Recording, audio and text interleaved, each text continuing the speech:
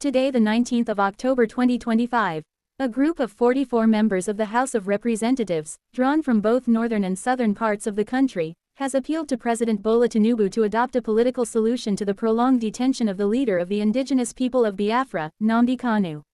Operating under the aegis of the concerned Federal Lawmakers for National Unity, the group transmitted a two-page letter and formal resolution to the president, urging him to exercise his constitutional powers to end Kanu's prosecution and pave the way for a comprehensive national dialogue aimed at restoring peace in the southeast. They argued that sustained political engagement, rather than continued judicial confrontation, offers the most viable path to addressing growing insecurity and long-standing regional grievances. He specifically requested that the president direct the Attorney General of the Federation to discontinue the federal government's case against Kanu.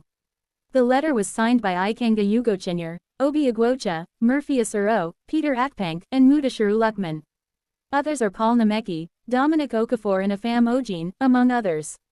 Other signatories included Emeka Chinadu, Chima Obi Sam, Mascot Ikwicheg, Donatus Matthew, Ibosanwa, and Oki Joe Onuakalusi. Their letter, the lawmakers stated. Dear Mr. President, following a strategic closed-door meeting involving lawmakers committed to strengthening national peace and stability, and after broad consultations across political divides and ethnic backgrounds, we jointly present this resolution on the continued detention of Mazi Nnamdi Kanu.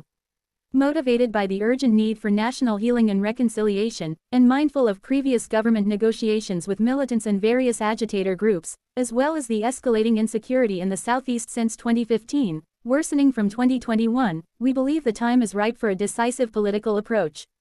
We also take into account various domestic court rulings and international tribunal decisions that have called for Kanu's release.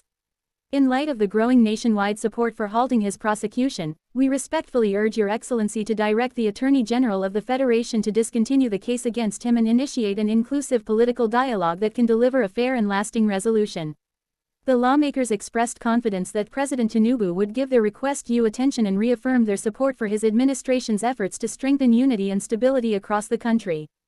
Nnamdi Kanu was first arrested in October 2015 over charges, including treasonable felony. He resurfaced abroad and continued to broadcast messages calling for a Biafran nation.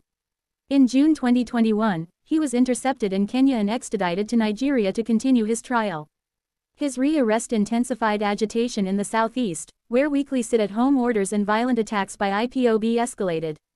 The decade-long trial is nearing an end and the Federal High Court in Abuja has fixed Thursday, February 20, 2025 to deliver judgment after Kanu refused to open his defense. Tinubu added that the reform agenda spans multiple sectors to promote long-term synergy among stakeholders. He cited the rollout of fiber optics and other digital infrastructure aimed at widening access for young Nigerians, alongside efforts to curb crime and strengthen national security. The president also commended humanitarian agencies for assisting in ameliorating the plight of victims of terrorism in some parts of the country. Speaking at the meeting, Minister of Finance and Coordinating Minister of the Economy, Wale Edun, said Nigeria's youthful median age of 17 informs many of the government's policy decisions. He noted that reforms are designed to expand participation, skills development and growth opportunities for young people. The chairman of the Duke of Edinburgh's International Award Foundation, Prince Edward, praised the administration's reforms, saying they had attracted positive global attention. He added that the Lagos Award events would celebrate young Nigerians, pursuing their passions, developing relevant skills, and contributing to the nation's growth and development. The Duke announced that 320 Nigerian youths will be honored at the ceremonies, which are being hosted in partnership with the Lagos state government. He also commended Edun's role in youth-focused reforms and in supporting the award program, saying, "We have seen the guidance of the Minister of Finance, who has been a brilliant trustee and a champion of the young people."